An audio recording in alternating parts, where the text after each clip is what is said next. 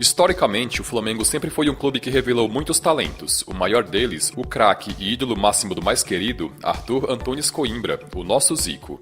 Do time campeão do mundo em 1981, nada menos que 7 jogadores do time titular que atropelou o Liverpool foram formados nas categorias de base, e a partir disso foi criada a frase "craque, o Flamengo faz em casa". Ao longo dos anos, muitos foram os jogadores que subiram para o time de cima cercado de expectativas, mas no fim das contas acabaram que não correspondendo o esperado. No vídeo de hoje reunimos algumas promessas do Flamengo que acabaram não vingando, e você vai saber o paradeiro e um pequeno resumo de como foi a passagem do jogador pelo mais querido.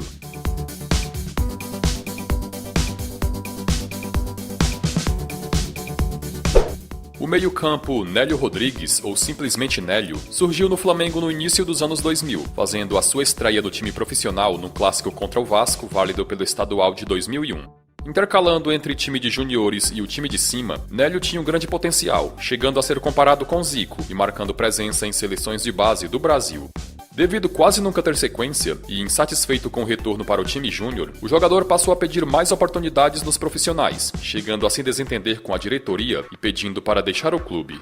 Ciente da insatisfação do jogador, o Vasco fez uma sondagem, mas o Flamengo fez jogo duro e não liberou a promessa, deixando Nélio ainda mais contrariado. Ao todo, o meia-atacante entrou em campo vestindo vermelho e preto 8 vezes e marcou apenas um gol. Depois de deixar o Flamengo em 2003, rodou por inúmeros clubes do futebol brasileiro, tais como o Atlético Paranaense, Brasiliense, Paraná, Fortaleza, Cruzeiro e Joinville. Nos últimos anos, jogou em clubes pequenos de divisões de acesso do Rio de Janeiro, e a última equipe que se tem registro foi o Itaboraí, na temporada de 2019. Atualmente, a eterna promessa tem 36 anos de idade. Apelidado de Mezenga por causa do personagem da novela O Rei do Gado, Bruno era um goleador nato nas categorias de base, e pelo fato do Flamengo estar sofrendo com a escassez de atacantes na temporada de 2005, recebeu sua primeira oportunidade no time de cima com apenas 16 anos de idade.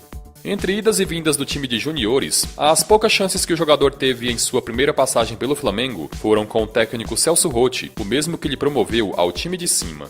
Em 2007 foi emprestado ao Fortaleza e em 2008 foi novamente emprestado, dessa vez para o Macaé. Ainda em 2008, deixou o futebol brasileiro e foi se aventurar no futebol turco, onde teve uma ótima passagem pelo Odurspor da segunda divisão.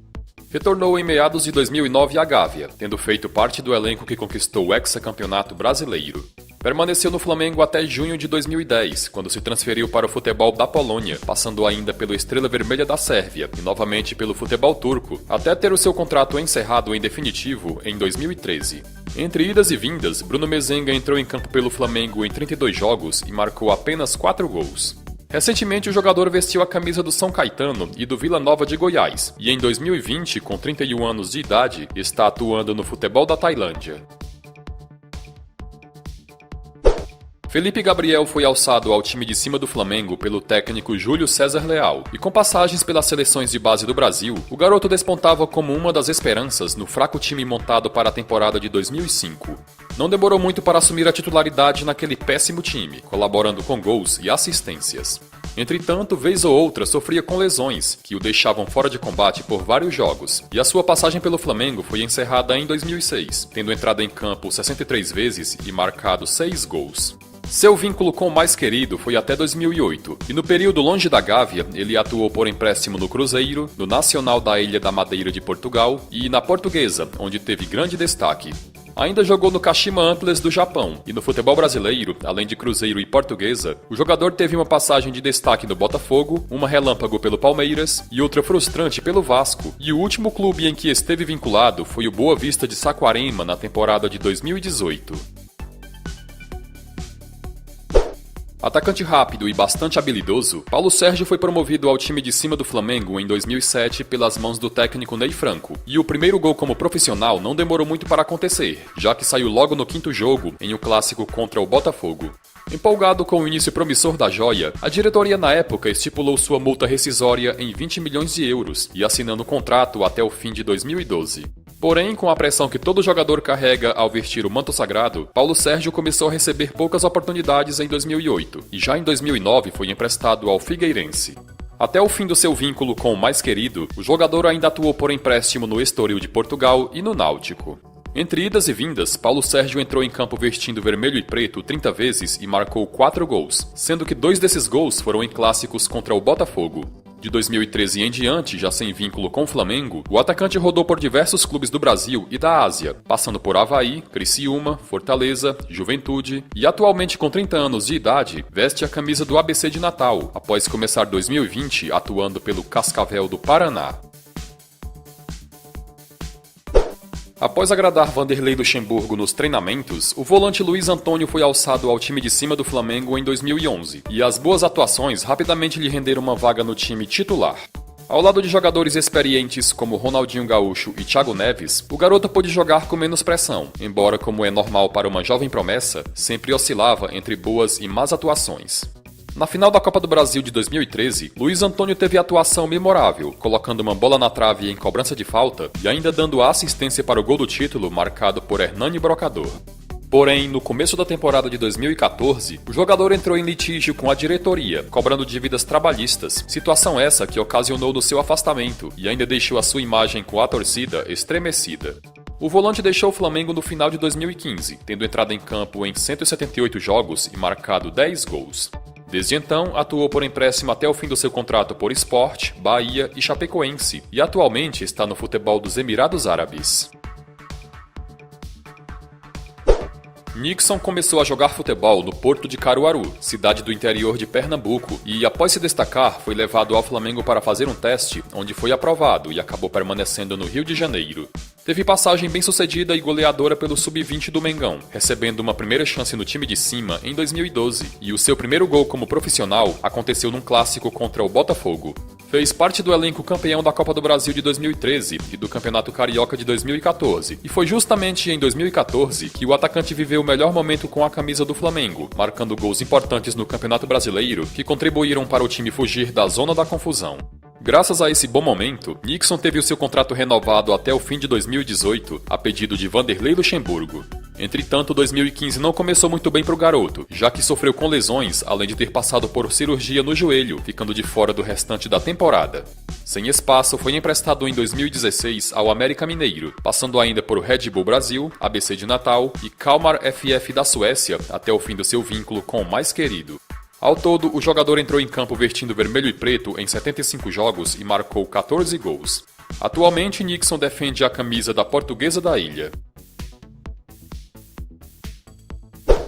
O meio-campo Tomás fez parte do elenco campeão da Copa São Paulo de Juniores em 2011, chamando a atenção justamente numa partida da competição, quando fez 5 gols na vitória de 7-1 do Flamengo para cima do Gurupi de Tocantins. Ainda em 2011, recebeu a primeira oportunidade no time de cima, promovido por Vanderlei Luxemburgo, mas sem deslanchar, sempre foi visto como opção no banco de reservas. Atuou pelo Flamengo até o início de 2013, somando 30 partidas e nenhum gol marcado, e a partir dali começou a ser emprestado para pegar experiência, passando por Siena da Itália, Ponte Preta, Seattle Sounders dos Estados Unidos e pelo Joinville, até ter o seu contrato encerrado em 2016. Desde então rodou por Santa Cruz, Sport, Londrina e atualmente está jogando no Apollon da Grécia. Filho do tetracampeão Bebeto, Matheus Oliveira passou por várias categorias de base do Flamengo, até ser promovido ao time de cima em 2012. Com passagens por seleções de base do Brasil, as comparações com o pai eram inevitáveis, embora as posições fossem diferentes. O meio-campo nunca deslanchou entre os profissionais, e vez ou outra voltava para o time júnior, e as poucas oportunidades que teve no Flamengo foram quase sempre vindo do banco de reservas. Ao todo, entrou em campo 20 vezes e não marcou nenhum gol, e a última partida com a camisa do mais querido foi na trágica eliminação para o Atlético Mineiro na Copa do Brasil de 2014, quando entrou no lugar de Everton Cardoso e mal pegou na bola, recebendo muitas críticas, ao meu ver injustas, da torcida. No ano seguinte, foi emprestado ao Estoril de Portugal até o fim do seu contrato, e em terras portuguesas, o jogador até que se deu bem, vindo a atuar com mais regularidade, e além do Estoril, Matheus ainda jogou uma temporada no Vitória de Guimarães.